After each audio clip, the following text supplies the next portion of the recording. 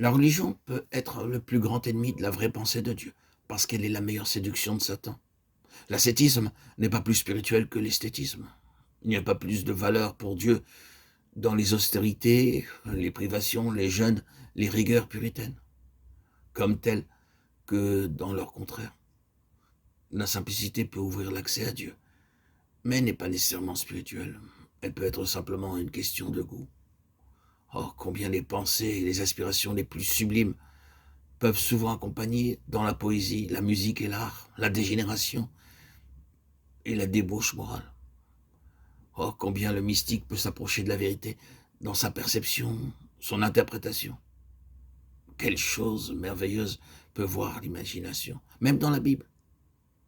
Quel tressaillement de crainte, d'admiration, d'extase peuvent émouvoir un auditoire ou une assemblée sous l'effet de la puissance d'une âme.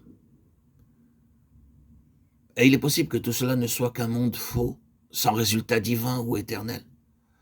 Tout cela peut ne satisfaire que cette vie terrestre, la tirer de sa monotonie. Mais tout finit là. Dans quel monde artificiel nous vivons? Nous voyons alors que la musique se répand, que les éléments romantiques sont en évidence, que les vêtements et les brillants et les personnalités humaines paradent, combien l'orgueil et la rivalité s'affirment, et quelle puissance de prétention pénètre dans l'atmosphère. Oui, un monde artificiel. Nous y avons été, et nous connaissons les réactions qui viennent ensuite. Combien tout est vide, combien tout est vain. Un fruit de la mer morte. La tragédie dans ce mélodrame, c'est que c'est la vie véritable pour beaucoup. Ce monde de l'âme, c'est une imitation du diable. Tout y est faux. Tout y est faux, où que nous le trouvions, associé à la religion ou ailleurs. Ceux d'entre nous qui avons goûté aux sources de ce monde, nous avons connu la parenté qui existe entre ce qui se trouve là et ce qui est dans la religion, en ce qui concerne la nature de l'âme. Ce n'est qu'une différence de royaume, mais non de nature. Ce que produisent la musique et le drame du monde dans un sens, les émotions, les palpitations, les soupirs de l'âme, le pathétique, les larmes, le mépris, la haine, la colère, la mélancolie, le plaisir, viennent de la même source, mais dans un environnement différent et un autre cadre. Et le fait est que ces sensations passent sans que l'on ait fait un seul pas en avant. Une musique un peu meilleure, un autre prédicateur, un lieu moins familier, quelques émotions nouvelles stimuleront peut-être nos âmes. Mais où en sommes-nous après tout?